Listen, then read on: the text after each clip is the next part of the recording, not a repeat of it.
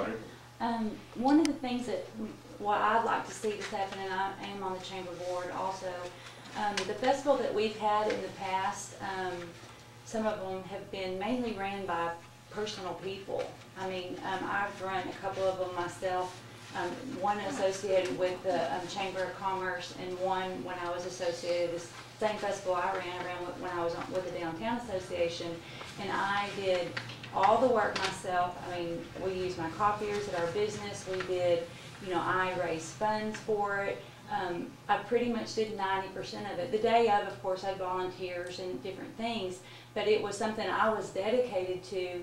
But once if I decided not to do it again, then you know who does it. We also had an October festival. What festival is that they did? I mean, a lot of them have been. You know, I know that Daryl has put a lot of personal money into having things on the square because there's not funds to do it. So a lot of us that are doing it on a personal basis, a lot of us have businesses.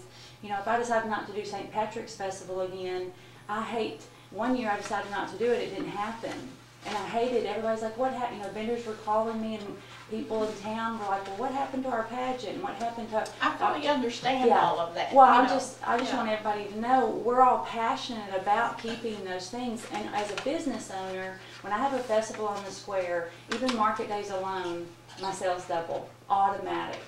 Well, that's automatic sales revenue, sales tax just in my store. And I'm one store on the square. And I know that, I'm sure if we had a festival coordinator, in my opinion, you're going to have, you know, I can only work so many days, you know, to get prepared for it but if we had someone that was solely responsible for putting on festivals or different events in this town, they could do so much of a better job and find bigger sponsors, and I feel like it would bring more and more people. So, you know, on a small scale, I think they could become even, you know, better projects and bring more sales revenue to the town.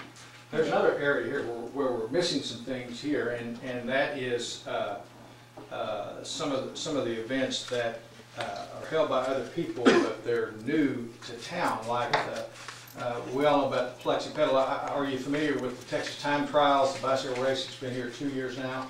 That was a very good example. Those people call me because I am the person who, in essence, lets people use the parks. It's kind of we just happen to have a calendar, and we do that, and I do that. And then as soon as we found out there was this window there that this race had been going to, had been in Cleburne, but they couldn't go there because the roads were torn up. Well, we went to CVB. Billy got on it. He did a lot of things for him. I did a lot of things for him. And they came here and they're very happy. So they came back again this next year. Well, the only problem with that was, I've got no job. And so does Billy, and we like to help these people, but there's no one there who can talk to Dan Driscoll when he calls and says, you know, we've got our porta potties, can you ask them to mow the grass? Who do that? Well, the city would do that here, the county would do that there.